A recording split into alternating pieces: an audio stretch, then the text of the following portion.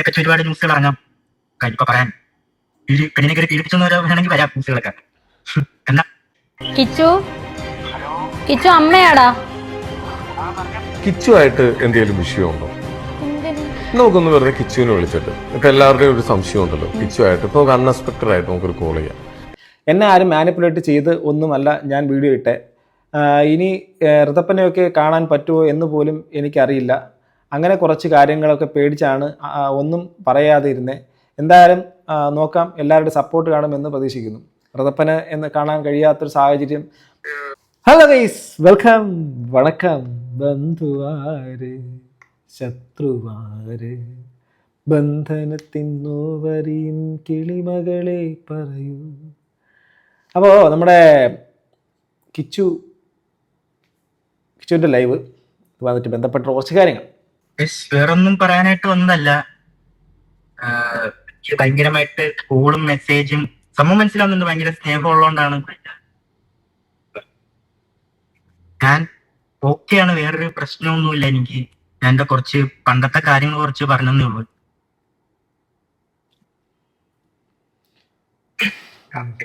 അപ്പോൾ കിച്ചു നമ്മുടെ മുൻകാലത്ത് നടന്നിട്ടുള്ള ട്രോമയെക്കുറിച്ച് പറഞ്ഞതിനെക്കുറിച്ചാണ് പറയുന്നത്. അതൊന്നും സ്വാഭാവികമായിട്ടും അതെല്ലാവർക്കും മനസ്സിലായൊരു കാര്യമാണല്ലേ. കേൾക്കാൻ പറ്റുന്നുണ്ടല്ലോ. പണ്ടത്തെ കുറച്ച് കാര്യങ്ങൾ പറഞ്ഞതേ ഉള്ളൂ. പറയുന്ന ന്യൂസും കാര്യങ്ങളൊന്നും എന്നെ പറ്റുന്നൊരു കാര്യമല്ല. ഞാൻ പറഞ്ഞ കുറച്ച് കാര്യങ്ങൾ എല്ലാവർക്കും മനസ്സിലായെന്ന് തോന്നുന്നു. എനിക്ക് പറയുള്ളൂ, ഞാൻ ഓക്കെ ആണെന്ന് എനിക്ക് പറയണമെന്നില്ല. കാരണം എനിക്ക് ഭയങ്കരമായിട്ട് കോളും മെസ്സേജ് എല്ലാവരും എനിക്ക് ഇൻസ്റ്റയിലാണെങ്കിലും ഭയങ്കരമായിട്ട് മെസ്സേജ് വരുന്നുണ്ട്. അതുകൊണ്ട് എനിക്ക് ഇങ്ങനെ ഒരു ലൈവിൽ വന്ന് പറയാമെന്ന് വിചാരിച്ചു. ഞാൻ ഓക്കെയാണ്, വേറെ പ്രശ്നമൊന്നുമില്ല. ഈ വരുന്ന ന്യൂസുകളും കാര്യങ്ങളൊന്നും എന്നെ ബാധിക്കുന്ന ഒരു കാര്യമല്ല. ഞാൻ പറയേണ്ട കാര്യങ്ങൾ ഞാൻ നല്ലപോലെ പറഞ്ഞിട്ടുണ്ടെന്ന് തോന്നുന്നു. എല്ലാവർക്കും ഞാൻ കണ്ടിട്ട് മനസ്സിലായിട്ടുണ്ട് എല്ലാവർക്കും. ഇപ്പം പറഞ്ഞുകൊണ്ടെങ്കിൽ ഇപ്പം കുറച്ച് എന്നെ പറ്റി ഓരോരോ ന്യൂസുകളൊക്കെ വരാം. അതൊന്നും എന്നെ എഫക്ട് ചെയ്യത്തില്ല എന്ന് പ്രതീക്ഷിക്കാൻ പോകും. ഓക്കെ, ഇവിടെയാണ് ഇതിനകത്തുള്ള അടുത്തൊരു ട്വിസ്റ്റ് വരാൻ സാധ്യത ഉണ്ടെന്നുള്ളൊരു മുൻവിധിയോടുകൂടി തന്നെ സംസാരിച്ചേക്കുന്നത് കിച്ചു. ആദ്യം തന്നെ എനിക്ക് കിച്ചുവിനോട് പറയാനുള്ളത്, ഞാൻ മനസ്സിലാക്കുന്നത് കിച്ചുവിന് 10-20 വയസ്സ് കഴിഞ്ഞു. 20 വയസ്സിൽ കൂടുതൽ പ്രായമുണ്ട്. രേണു സുധി എന്ന് പറയുന്ന കൊല്ലം സുധിയുടെ മൂന്നാമത്തെ ഭാര്യയ്ക്ക് ഏതാണ്ട് 30-30 മേൽ പ്രായം, 32-34 എന്താണ്, എനിക്ക് കറക്റ്റ് എക്സാക്റ്റ് പ്രായം അറിയത്തില്ല. അവർക്കൊരു കുഞ്ഞുണ്ട്, അവരൊരു വിധവയാണ്. അതുപോലെ തന്നെ യൗവനയുക്ത നമ്മുടെ ഈ എന്താ പറയുക 20 വയസ്സിന് മേൽ പ്രായമുള്ള കിച്ചു. അപ്പം നിങ്ങൾ തമ്മിലുള്ള പരസ്പരമായിട്ടുള്ള ഒരു ഫൈറ്റ് ശരിക്കും പറഞ്ഞാൽ അത് കാണുന്നവർക്ക് അതൊരു രസമായിട്ടും മറ്റുള്ള കാര്യങ്ങൾക്ക് അപ്പുറം കിച്ചു എന്ന് പറയുന്ന ഒരു യുവാവിന് തീർച്ചയായിട്ടും സ്വന്തം കാലിൽ നിൽക്കാനുള്ള പ്രാപ്തിയാവാനുള്ള പ്രായമായി. അപ്പോൾ ഇനി എന്തായിരുന്നാലും ഇങ്ങനെയുള്ള കാര്യങ്ങളുടെ അപ്പുറം നന്നായിട്ട് വീഡിയോസും മറ്റുള്ള കാര്യങ്ങളൊക്കെ ചെയ്തുകൊണ്ട് സ്വന്തം ലൈഫിനെ സെക്യൂർ ആക്കുന്ന രീതിയിൽ കാര്യങ്ങൾ മുന്നോട്ട് കൊണ്ടുപോകുക എന്നുള്ള കാര്യം മാത്രമാണ് എനിക്ക് പറയാനുള്ളത്. അതർവൈസ് നമ്മൾ ഈ പറഞ്ഞ ഇത് തന്നെ നമ്മൾ ഈ ഒരു പ്രക്രിയ തന്നെ കണ്ടിന്യൂസ് ആയിട്ട് പൊയ്ക്കൊണ്ടിരുന്നു കഴിഞ്ഞാൽ ഇന്ന് കിച്ചുവിനെ നല്ലത് പറയുന്ന ആൾക്കാർ പോലും വളരെ അധികം വൈകാതെ തന്നെ കിച്ചുവിനെ തിരിച്ച് മാറ്റി പറയുകയും ചെയ്യും, തൂക്കി ചെവറിലടിക്കുകയും ചെയ്യും. കാരണം ഈ സോഷ്യൽ മീഡിയ എന്നുള്ള സാധനം കുറേ വർഷങ്ങൾ കൊണ്ട് കാണുകയും ഇതുമായിട്ട് ബന്ധപ്പെട്ടുള്ള വിഷയങ്ങളിൽ പ്രതികരിക്കുകയും ചെയ്യുന്ന ഒരാളെന്നുകൊണ്ട് വ്യക്തമായിട്ട് പറയുകയാണ്. കിച്ചുവിന് ഈ ഒരു വിഷയമായിട്ട് ബന്ധപ്പെട്ടിട്ടാണ് ഇനി കിച്ചുവിൻ്റെ മുന്നോട്ട് പോക്കെങ്കിൽ അത് കിച്ചുവിന് ദോഷമായിട്ട് തന്നെ വരാനുള്ള സാധ്യതയാണ് ഞാൻ കാണുന്നത്. ഇതൊരു പ്രഡിക്ഷനോ അല്ലെങ്കിൽ മറ്റു സംഭവമൊന്നുമല്ല, ഇതങ്ങനെയാണ്, അതങ്ങനെ വരൂ. മനസ്സിലാകുന്നുണ്ടോ? നമ്മളെ സപ്പോർട്ട് ചെയ്യുന്നവരല്ല എന്നും നമ്മളെ സപ്പോർട്ട് ചെയ്യുന്ന ഒരു ഇതുമില്ല, അതൊന്നും അല്ല. പിന്നെ കിച്ചു പറഞ്ഞ കാര്യങ്ങളുടെ അകത്ത് സ്വന്തം ലൈഫിൻ്റെ അകത്ത് തനിക്ക് നേരിട്ട ട്രോമ, ആ ട്രോമയുടെ കാരണക്കാർ ഉത്തരവാദികൾ, അതിനകത്ത് പ്രധാനപ്പെട്ട കാര്യം സ്വന്തം അച്ഛനാണ്. അതിനുശേഷം അദ്ദേഹം അദ്ദേഹം യശശരീരനായിട്ട് അദ്ദേഹം ലോകത്തില്ല, ജീവനോടെ ഇല്ല. അപ്പോൾ അദ്ദേഹത്തിനെ കുറിച്ച് നമ്മളാരും പറയേണ്ട കാര്യമൊന്നുമില്ല. പിന്നെ ഉള്ളതെന്ന് വെച്ചാൽ അദ്ദേഹത്തിൻ്റെ മൂന്നാമത്തെ പത്നിയാണ്. മൂന്നാമത്തെ പത്നി എന്ന് പറയുന്ന ആളും ഈ കിച്ചുവും തമ്മിൽ അമ്മ മകൻ എന്നുള്ളൊരു ബന്ധത്തിലുള്ള രീതിയിലായിരുന്നു നമ്മൾ കണ്ടിരുന്നത്. അത് അങ്ങനെ അല്ല എന്നുള്ള രീതിയിലേക്കൊക്കെയാണ് കാര്യങ്ങൾ വരുന്നത്. കാരണം ഇപ്പം അങ്ങോട്ടും ഇങ്ങോട്ടും വാക്ക് തർക്കങ്ങൾ. പിന്നെ കഴിഞ്ഞ ദിവസം എന്തോ രേണു സുധീര് സംഭവിച്ചേക്കുന്നു, ഋതപ്പനെയും കിച്ചുവിനെയും തമ്മിൽ എല്ലാവരും അകറ്റിയപ്പോൾ എല്ലാവർക്കും സമാധാനമായല്ലോ എന്നുള്ള രീതിയിൽ അവർ പറയുന്നുണ്ട്. ഇതിൻ്റെ ഇടയിലുള്ള കാര്യങ്ങൾ ഇവർക്കുള്ളിലുള്ള കാര്യങ്ങളെ കുറിച്ച് വ്യക്തമായിട്ടുള്ള ധാരണ സത്യം പറഞ്ഞാൽ എനിക്കില്ലാത്തതുകൊണ്ട് ഞാൻ അതിനകത്തെ കുറിച്ച് ഒന്നും ഞാൻ പറയുന്നില്ല. പറയണമെന്നുണ്ട്, ക്രൈം ചെയ്യാനായിട്ട് തന്നെ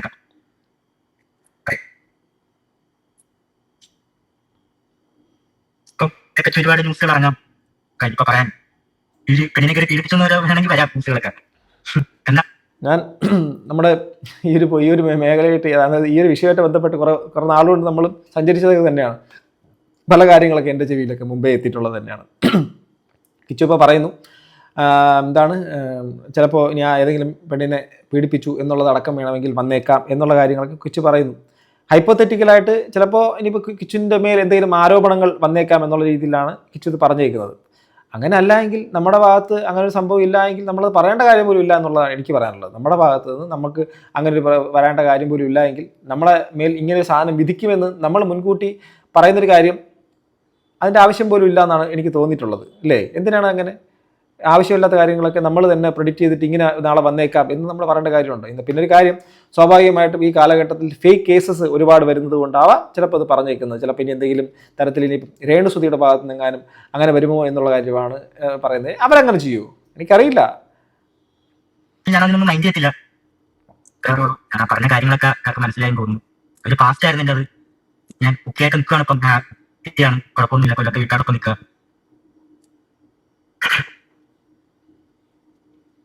അങ്ങനെ റെസ്പോൺസ് കിട്ടുമെന്ന് ഞാൻ വിചാരിച്ചിരുന്നില്ല ഇങ്ങനത്തെ കാര്യം പറയുമ്പോൾ. സപ്പോർട്ട് ചെയ്യാൻ തന്നെ ഒക്കെ മതി. എനിക്ക് ആ സപ്പോർട്ടൊക്കെ മതി. അതാണ് പറഞ്ഞത്. ഈ സപ്പോർട്ടിൻ്റെ കാര്യം പറയുന്ന സമയത്ത് ഈ സപ്പോർട്ടൊക്കെ നൈമിഷികമാണ് കിച്ചു.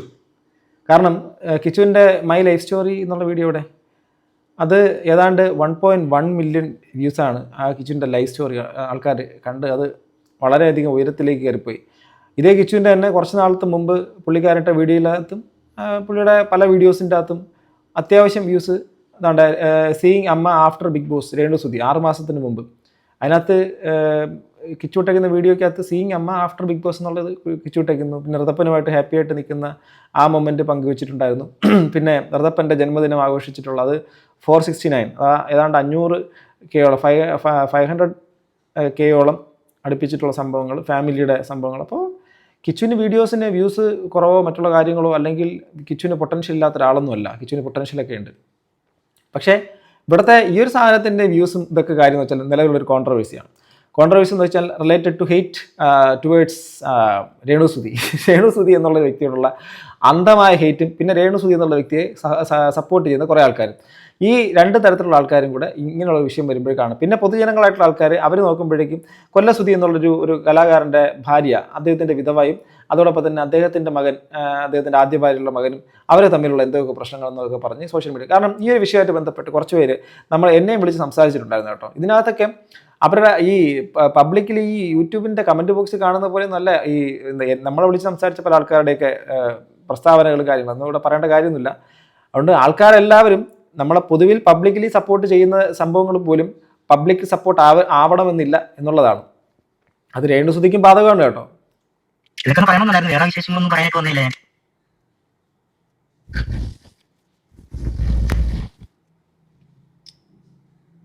പിന്നെ അങ്ങനെ മാത്രം ഫോക്കസ് ചെയ്യല്ല. എന്റെ മൊത്തം കാര്യങ്ങളാണ് ഞാൻ പറഞ്ഞിട്ടുള്ളത്. കഥ മെസ്സേജ് ആണെങ്കിലും എനിക്ക് വരുന്ന കോളാണെങ്കിലും എല്ലാവരും പറയുന്ന കാര്യം ഞാൻ പറഞ്ഞിട്ട് കേൾക്കുമ്പോൾ എല്ലാവർക്കും മനസ്സിലാൻ തോന്നും. കാര്യം മനസ്സിലാക്കിയത് ഇപ്പൊ ഒരു മുസ്ലിമൊക്കെ ഇനി വരാം, ഒക്കെ വരാമെന്ന് അറിയത്തില്ല.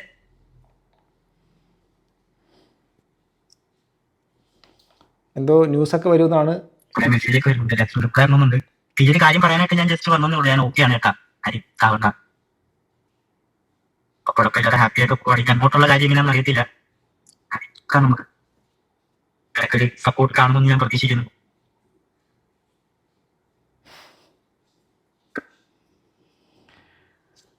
സപ്പോർട്ടൊക്കെ ഉണ്ടാവിച്ചു. നമ്മുടെ വഴി വളരെ സ്ട്രെയിറ്റ് ആയിട്ട് നമ്മൾ ക്ലിയർ ആയിട്ട് നമ്മൾ മുന്നോട്ട് പോകുമ്പോൾ നമുക്ക് ഓട്ടോമാറ്റിക്കലി സപ്പോർട്ട് വന്നുകൊണ്ടിരിക്കും. നമ്മളെ പ്രവൃത്തികൾ നമ്മൾ ചെയ്യുന്ന കാര്യങ്ങളിൽ ഉറച്ച് നമ്മൾ മുന്നോട്ട് പോകുമ്പോഴേക്കും അത് വീണ്ടും വരും. ഇവിടെ ഞാൻ പറയുന്നത് നീ ആരും ഡിപ്പെൻഡ് ചെയ്യണ്ട. ഇപ്പം രേണുസുതി എന്നുള്ള വ്യക്തിയും അവർ വേറൊരു സ്ത്രീയല്ലേ, അവരുടെ കുഞ്ഞും അവരുടെ ലൈഫായിട്ട് അവർ പോട്ടെ. നിന്റെ ലൈഫും നിന്റെ കാര്യങ്ങളും എന്താണ്, നിന്റെ സ്വന്തം കാലം നിന്നുകൊണ്ട് നീ മുന്നോട്ട് പോവുക. നമ്മുടെ ലൈഫിൻ്റെ അകത്തുള്ള പരാജയം എന്ന് പറഞ്ഞാൽ നമ്മളെ അടിമത്വം എന്ന് പറയുന്ന സാധനമാണ്. പരാജയത്തിൻ്റെ ഏറ്റവും എക്സ്ട്രീം സംഭവം എന്ന് വെച്ചാൽ ഇൻഡിപെൻഡൻ്റ് ആയിട്ട് നിൽക്കാതെ ആരെങ്കിലും മുമ്പിൽ ഡിപ്പെൻഡൻസി കിൽസ്, അത് കൊല്ലും. നമ്മൾ എവിടെയെങ്കിലും നമ്മൾ ഇതായിട്ട് നിന്ന് അത് ആരെയും ഡിപ്പെൻഡ് ചെയ്ത് നിൽക്കണ്ട. ഇപ്പം പ്രായപൂർത്തിയായി 10-23 വയസ്സായ ഒരു യുവാവിനെ സംബന്ധിച്ചിടത്തോളം സ്വന്തമായിട്ട് തൊഴിലെടുത്ത് സ്വന്തം കാര്യം നോക്കാനുള്ള കാര്യപ്രാപ്തിയൊക്കെ ആയി. വിദേശ രാജ്യങ്ങളിലൊക്കെ അങ്ങനെയാണ്. കുട്ടികളെ 10-18 വയസ്സിൽ തന്നെ ജോലിയോടൊപ്പം തന്നെയാണ് പഠിത്തവും മറ്റുള്ള കാര്യങ്ങൾ. അതോടൊപ്പം തന്നെ ഞാൻ നോക്കിയപ്പോഴേക്കും കിച്ചു അത്യാവശ്യം പാടുന്ന വീഡിയോസൊക്കെ കാണുന്നുണ്ട്. അതുപോലെ ടാലൻറ്റുകളും മറ്റുള്ള കാര്യങ്ങളും ഒക്കെ സുഹൃത്തുക്കളുമായിട്ടൊക്കെ ബന്ധപ്പെട്ടുള്ള കാര്യങ്ങളും ഒക്കെ ഒരു ലൈഫ് സ്റ്റൈൽ വ്ളോഗും ആ പരിപാടികളൊക്കെ ആയിട്ടൊക്കെ മുന്നോട്ട് പോവുക. നമ്മൾ അതാ പറഞ്ഞേ, ബാക്കി കോൺട്രവേഴ്സി, ഈ നിലവിൽ നിൽക്കുന്ന കോൺട്രവേഴ്സിയുടെ ചൂട് പിടിച്ചുകൊണ്ട് മുന്നോട്ട് പോയി കഴിഞ്ഞാൽ അതിനൊരു നിങ്ങൾക്കൊരു ഫ്യൂച്ചർ ഉണ്ടാകത്തില്ല. അത് അടിയുറച്ച് ഞാൻ പറയും. അത് അങ്ങനെ ഒരു ഫ്യൂച്ചർ ഉണ്ടാവാൻ സാധ്യത വളരെ കുറവാണ്. എന്നും നെഗറ്റിവിറ്റീസിൻ്റെ ഇടയിൽ കിടന്ന് മാത്രം മുന്നോട്ട് പോകാൻ പറ്റിയിട്ടും, അതല്ലാതെ ജീവിക്കാൻ ശ്രമിക്കുക. കോട്ടെ അപ്പം ഞാൻ ഈ കാര്യം ഒന്ന് പറയണമെന്നുണ്ടായിരുന്നു. നോക്കാം. കോട്ടെ അപ്പം ഈ കാര്യം ഒന്ന് പറയണമെന്ന് മാത്രം ഉണ്ടായിരുന്നു. പറയാനായിട്ട് വന്നു. കാരണം കുറെ മെസ്സേജ് എല്ലാത്തിനും റിപ്ലൈ കൊടുക്കാൻ പറ്റുന്നില്ല. പിന്നെ ലൈവ് എന്ന് പറയുന്നൊന്നും എല്ലാവർക്കും ഒന്ന് വിചാരിച്ചു. കാര്യം കാണുന്നല്ലോ ഇപ്പൊ.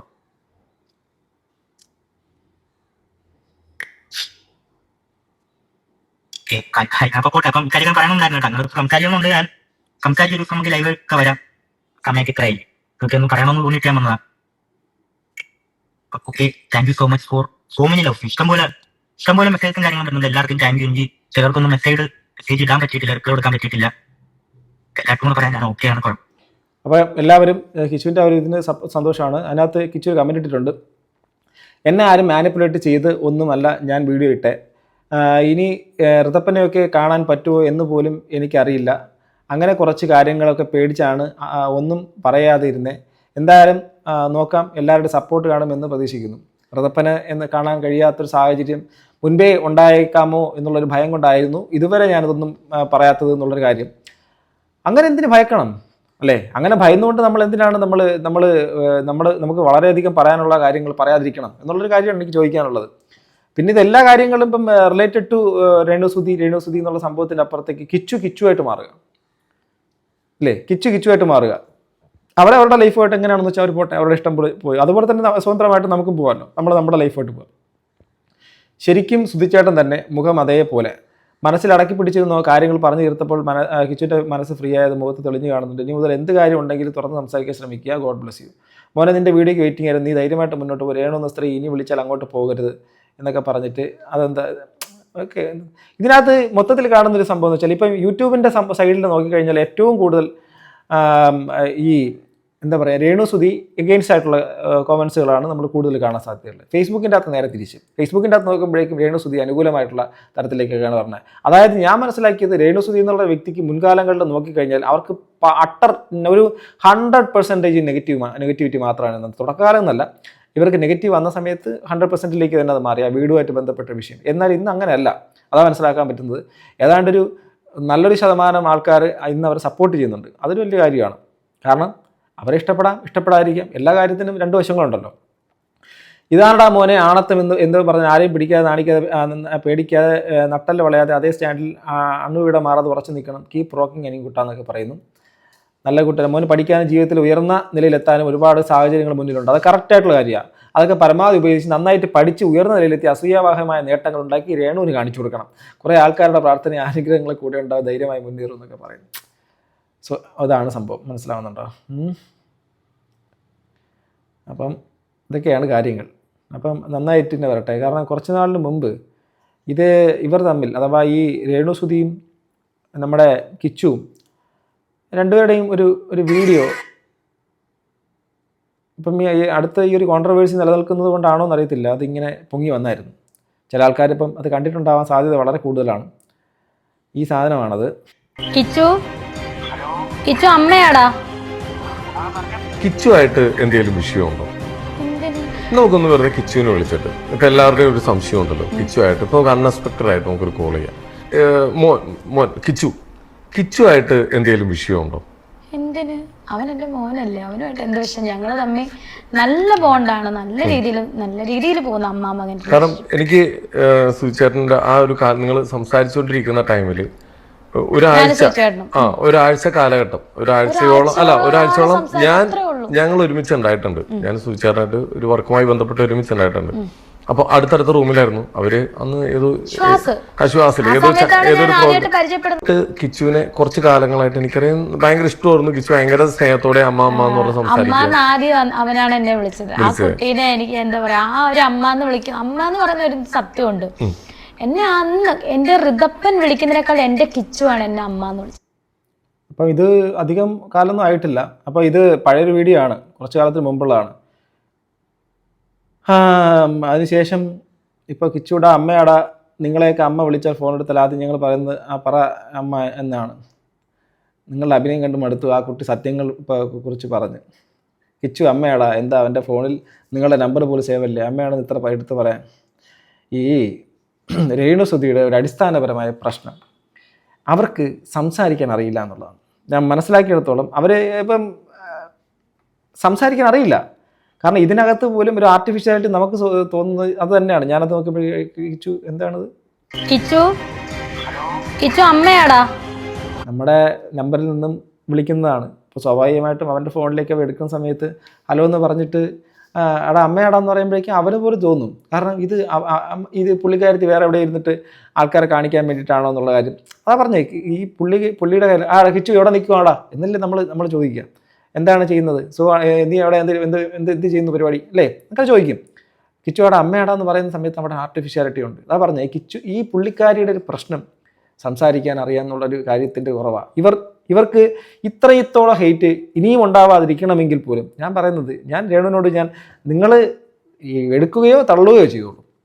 നിങ്ങൾ സോഷ്യൽ മീഡിയക്കകത്ത് പരമാവധി സംസാരിക്കാതിരിക്കുക. നിങ്ങളുടെ ഡ്യൂട്ടി, നിങ്ങളുടെ ജോബുമായിട്ട് മുന്നോട്ട് പോകുക. നിങ്ങൾ എന്താണോ ചെയ്യുന്നത്, നിങ്ങൾ പ്രൊമോഷനാണോ ചെയ്യുന്നത് അത് ചെയ്യുക. അതുപോലെ തന്നെ മറ്റുള്ള എന്തെങ്കിലും തരത്തിലുള്ള കാര്യങ്ങളാണ് ചെയ്യുന്നത് നിങ്ങൾ അത് മാത്രമായിട്ട് ചെയ്യുക. അല്ല നിങ്ങൾ ഈ ട്രിഗർ ചെയ്ത് മുന്നോട്ട് പോകാതിരിക്കുക. അത് നിങ്ങളെ റൂയിൻ ചെയ്യുമെന്നുള്ളൊരു കാര്യം ഇന്നല്ലെങ്കിൽ നാളെ നിങ്ങൾക്ക് മനസ്സിലാവുന്നുണ്ടോ? അത്രേ പറയാനുള്ളൂ കേട്ടോ. ഇത് പല ആൾക്കാരും ഈ വീഡിയോസ് ചെയ്യുന്ന സമയങ്ങളിൽ പറയും, ഈ പ്രത്യേക ഇപ്പം കുറച്ച് ആൾക്കാർ ചോദിക്കും എന്താ ഇപ്പോൾ രേണുവിന് അഗെയിൻസ്റ്റ് ആയിട്ട് സംസാരിക്കുന്നത്. ചില ആൾക്കാർ ചോദിക്കുന്നത് എന്താ രേണുവിന് സപ്പോർട്ട് ചെയ്യുന്നത്. എനിക്ക് ഇവരാരെ സപ്പോർട്ട് ചെയ്യേണ്ട കാര്യമില്ല. എനിക്ക് ഇവരെൻ്റെ ആരുമല്ല.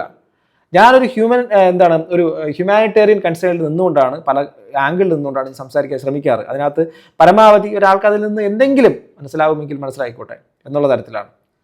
അതല്ലാതെ ഇവരെല്ലാവരും നന്നാക്കി കളയാം, അല്ലെങ്കിൽ നമ്മൾ ഈ പറയുന്ന കാര്യം കൊണ്ട് ഉടനെ അല്ലേ എല്ലാം നന്നാവും എന്നുള്ള ഒരു ചിന്ത എനിക്കില്ല. ഞാൻ ഈ വീഡിയോ ചെയ്ത സമയത്ത്, ഞാൻ വീഡിയോ ചെയ്തതിന് ശേഷം അടുത്ത ദിവസം നോക്കുന്ന സമയത്ത് ഇതിനകത്ത് എന്തെങ്കിലും മോണിറ്ററി ബെനിഫിറ്റ്സ് കിട്ടുമെന്നുള്ള കാര്യം തന്നെയാണ് ഇതുമായിട്ട് ബന്ധപ്പെട്ട് ആര് വീഡിയോ ചെയ്തിരുന്നാലും അവർ നോക്കുന്നത്. അല്ലാതെ ഇവരാരും നന്നാക്കല്ലെന്നല്ല ആരുടെ പണി. അതുകൊണ്ട് രേണു വേണമെങ്കിൽ രേണു തീരുമാനിക്കുക. അത് ഈ രേണു ഇപ്പോഴും ചിന്തിച്ച് വെച്ചേക്കുന്ന ഒരു കാര്യം ഞാൻ പറയാം. ഞാനിത് കുറ്റമായിട്ട് പറയുന്നത് വിചാരിക്കരുത്. ഈ സോഷ്യൽ മീഡിയക്കകത്ത് ഇങ്ങനെ ഇട്ട് കൊടുത്ത് അവിടെ നിന്നുള്ള തിരിച്ചുള്ള റിപ്ലൈയും മറ്റുള്ള കാര്യങ്ങളും കൊണ്ട് നിങ്ങൾ നടക്കാമെന്ന് നിങ്ങൾ ചിന്തിക്കരുത്. അത് നിങ്ങൾ വേണമെങ്കിൽ എഴുതി വെച്ച് നിങ്ങൾ നോക്കിക്കോ. ഇതുപോലെ സോഷ്യൽ മീഡിയക്കകത്ത് നിന്ന് പൊങ്ങി വന്നിട്ടുള്ള എത്ര ആൾക്കാർ ഇന്ന് നിലനിൽക്കുന്നു മാത്രം നിങ്ങൾ ചിന്തിച്ചാൽ മതി. നിലനിൽക്കത്തില്ലെന്ന് മാത്രമല്ല, കുറ്റിയേറ്റ് പോകും. നിങ്ങൾക്ക് ഒരു പരിധിക്കപ്പുറം നിങ്ങൾക്ക് ഫെയിം വേണമായിരുന്നു, അതിന് നിങ്ങൾക്ക് ഉപയോഗിച്ചു കഴിഞ്ഞു, സത്യം അടിപൊളി, നിങ്ങൾ രക്ഷപ്പെട്ടു.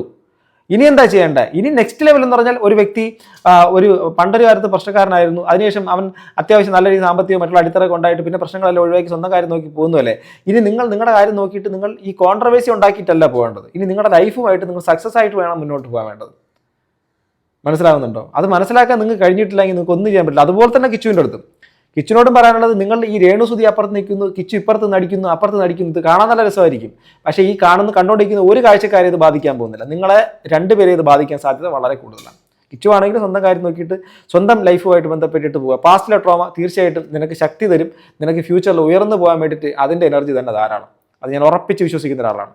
അതല്ലാതെ ഈ തരത്തിലുള്ള അടിപിടി കവലപ്രസംഗങ്ങൾ പോലത്തെ പരിപാടികൾ അങ്ങോട്ടും ഇങ്ങോട്ടും നടത്തിക്കൊണ്ടിരുന്നാൽ കാണുന്ന ആൾക്കാർക്കൊക്കെ ഇതൊരു രസമായിരിക്കും. അതല്ലാതെ നിങ്ങൾക്ക് മാത്രമേ ഇതൊരു ദോഷം വരുള്ളൂ.